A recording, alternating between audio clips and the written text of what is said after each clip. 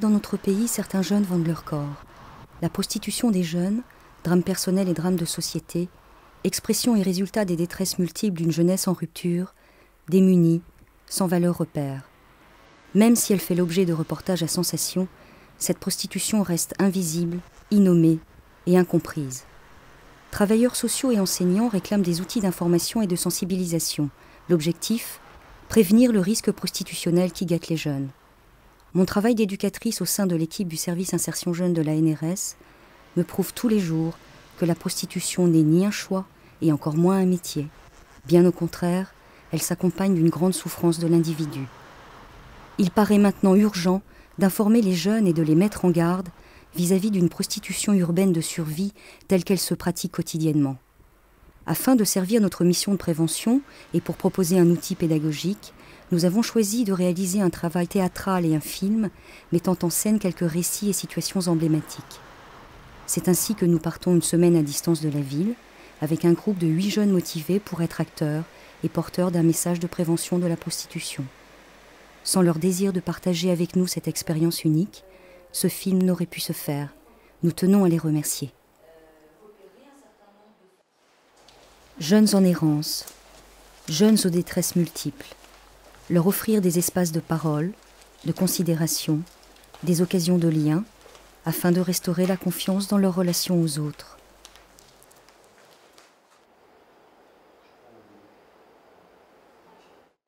Quand mes parents ont divorcé, j'avais 4 ans. Mon père, avant de quitter la maison, a voulu m'emmener en voyage avec lui, à Paris. On dormait à l'hôtel tous les deux. La journée, il m'emmenait voir les stripteaseuses. Une fois, la dame de l'hôtel a refusé parce qu'il y avait un enfant, moi. Une autre fois, dans un hôtel bizarre, je l'attendais en bas. La dame de l'entrée ne me quittait pas des yeux. J'étais mal. Ça a duré longtemps. Je n'oublie pas ce regard-là. On allait voir des dames toutes nues le soir. Je donnais la main à mon père. On aurait dit qu'on était mariés.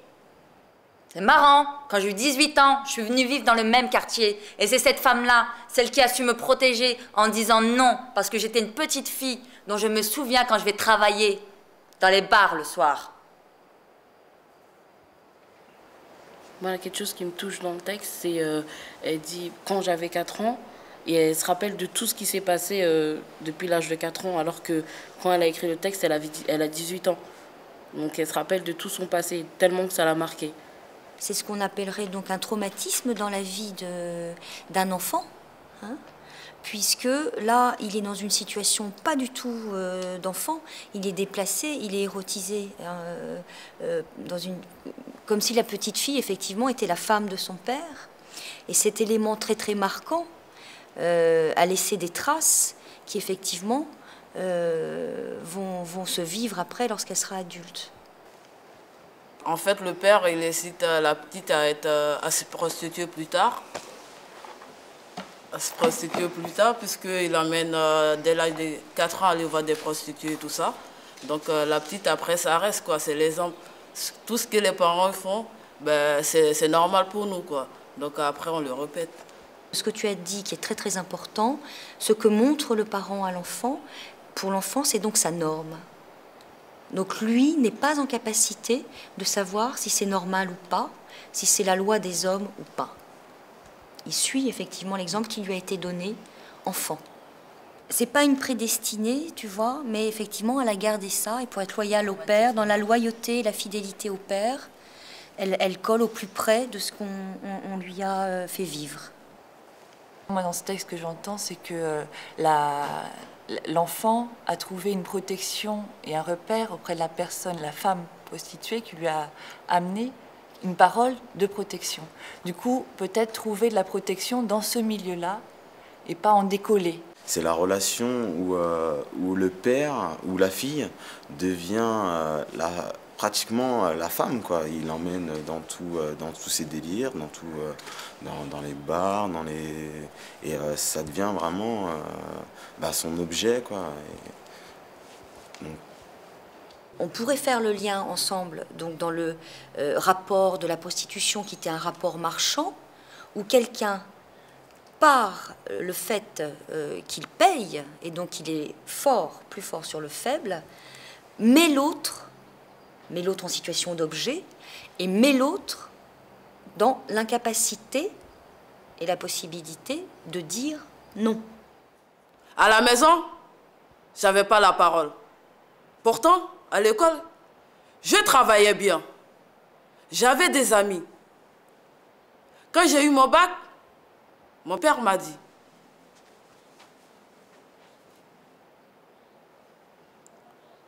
Je suis déçu que le niveau soit tombé aussi bas pour que tu réussisses à l'avoir.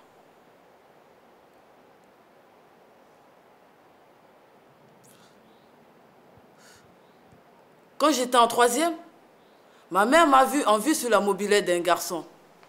Quand je suis rentrée, elle m'a dit: Tu n'es qu'une pute.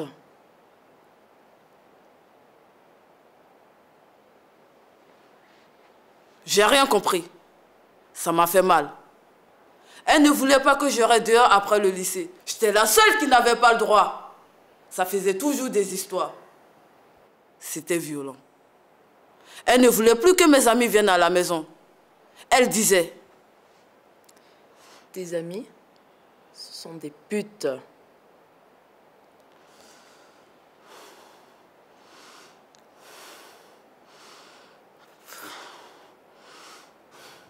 Pendant un apéritif à la maison avec les voisins, en parlant des prochaines vacances, mon père a dit, en parlant de moi: De toute façon, on trouvera bien un vieux gardien de camping pour elle.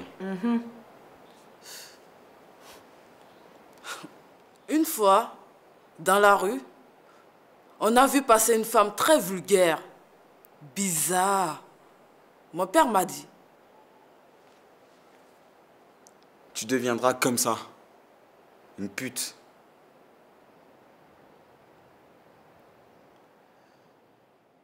Ce que je trouve vachement grave, c'est comment la fille, elle se fait humilier, comment elle se fait traiter devant les voisins, devant sa famille, devant ses frères et sœurs.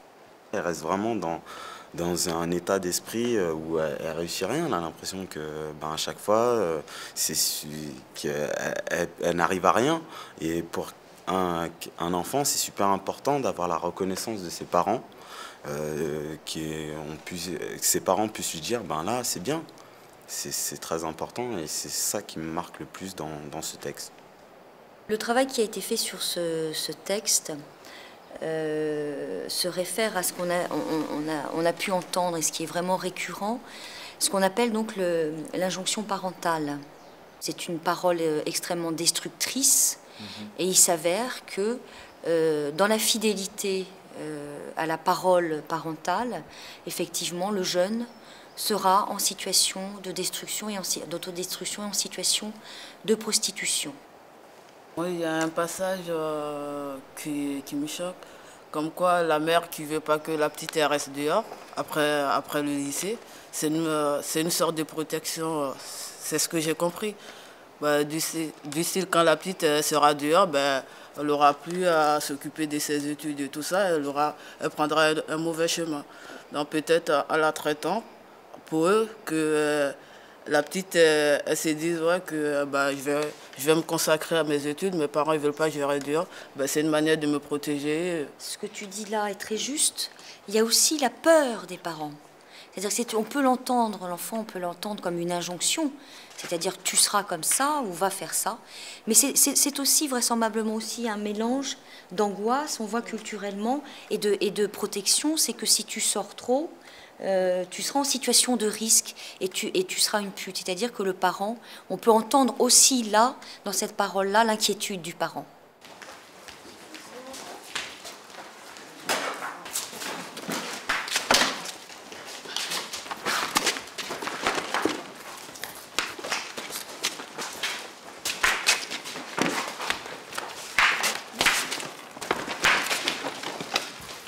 Rupture familiale, humiliation, rejet, mariage forcé, chantage à l'exclusion.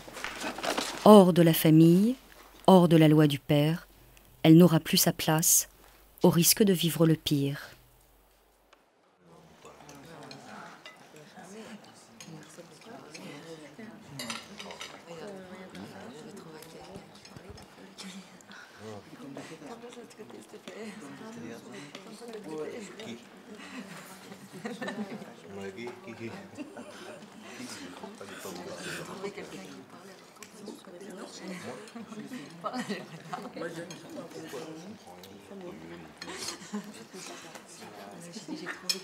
Ça ne se passait pas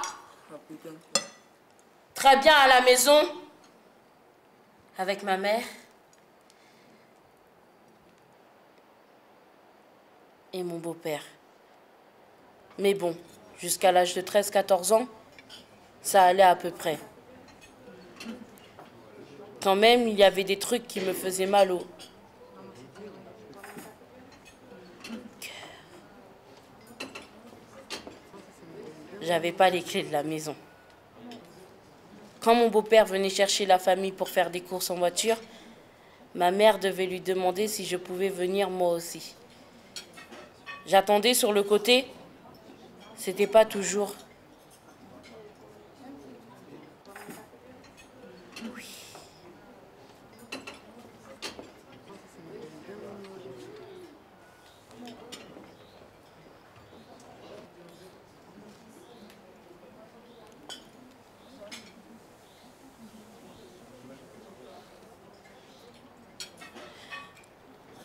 À table, mon beau-père servait ma mère et mes sœurs. Ma mère me servait après. Plein de trucs comme ça.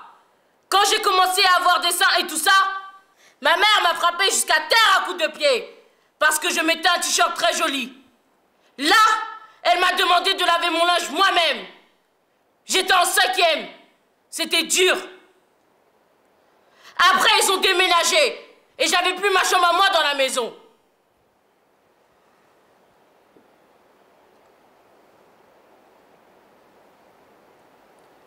Alors bon, un soir, je suis passée chez eux et j'ai demandé si je pouvais venir, si je pouvais rester dormir. Ma mère a dit non, parce qu'il fallait mettre des draps propres sur le canapé. J'avais pas d'argent. J'ai pris le train. J'avais peur. J'étais perdue.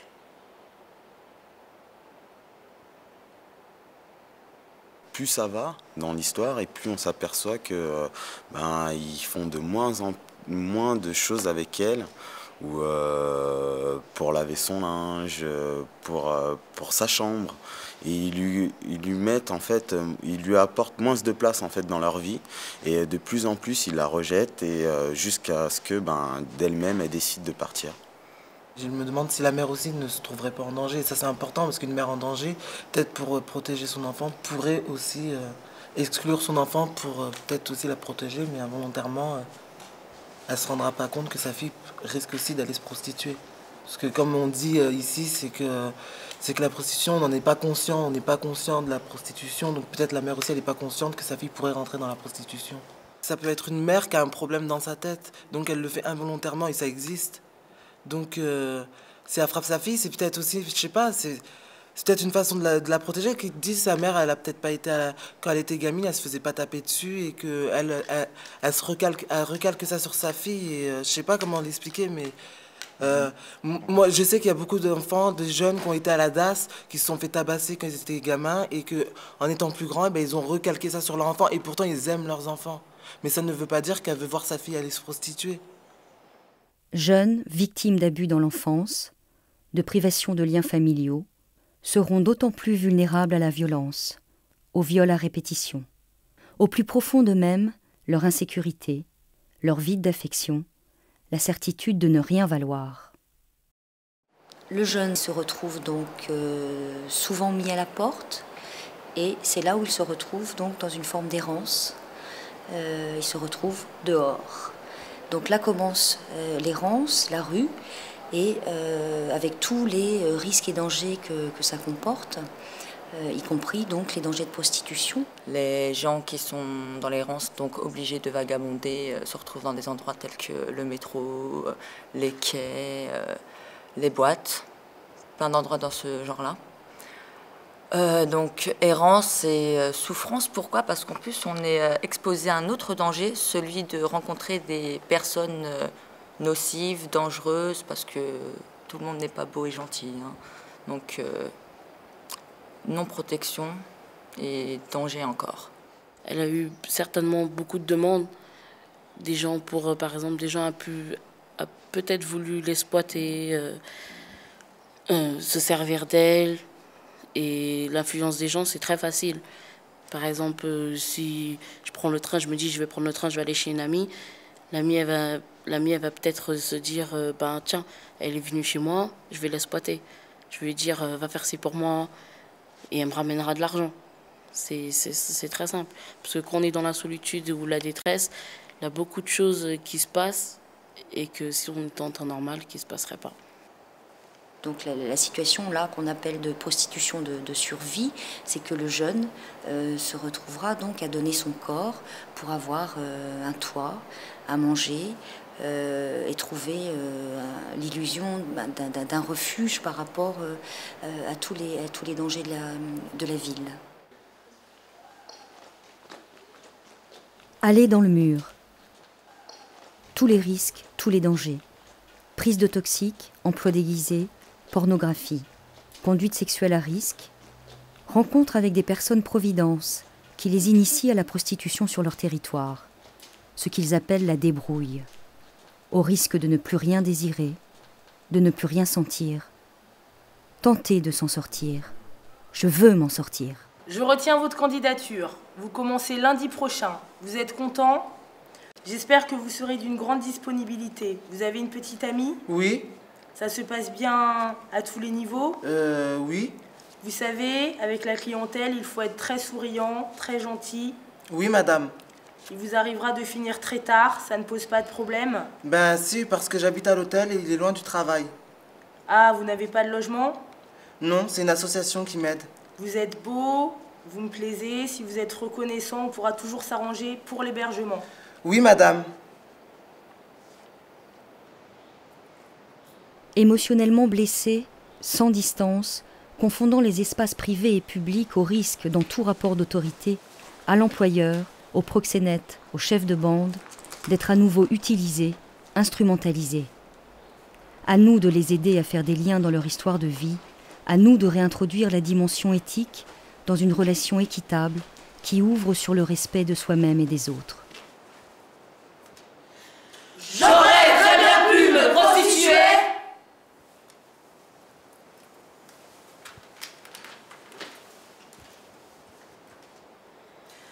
J'aurais très bien pu me prostituer. Pour acheter de la drogue! Par amour! Pour me laver! Pour obtenir un job! Pour avoir des papiers. Pour les autres. Parce que j'avais faim! Pour vivre.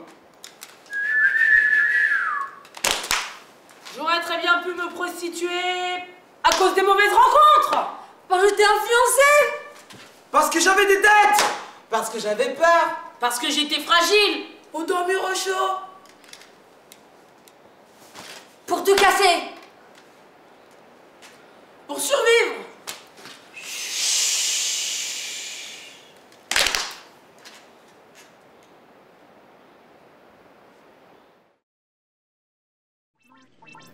I've already told you I don't have the money. Do whatever you want to as long as it doesn't cost. I have carte blanche, but not a blank check, okay? Okay.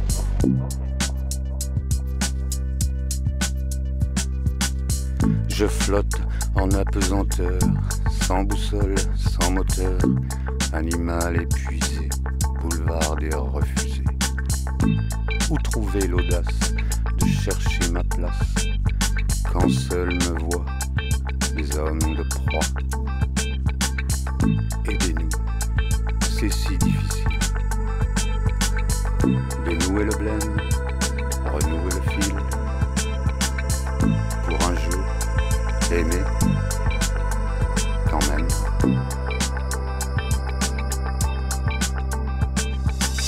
Vous les profiteurs de détresse, vous les saccageurs de printemps, notre jeunesse, il serait temps de nous entendre. Notre jeunesse n'est pas avant. I've already told you I don't have the money. Do whatever you want to as long as it doesn't cost. I have carte blanche? Carte blanche, but not a blank check, okay? Okay.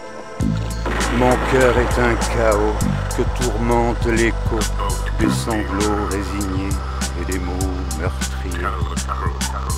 Et toutes ces traces, comment je les efface s'il faut encore subir qui veut me salir? Aidez-nous, s'il vous plaît, qu'on nous laisse déjouer le sort, rejouer la pièce pour un jour aimer très fort.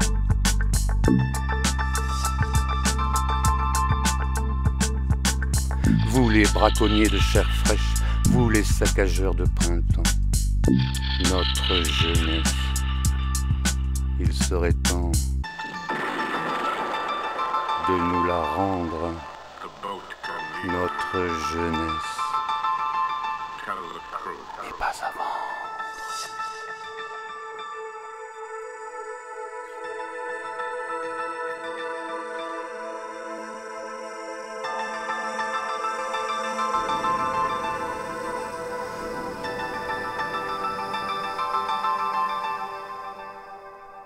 Je flotte en apesanteur, sans boussole, sans moteur, animal épuisé, boulevard des refusés.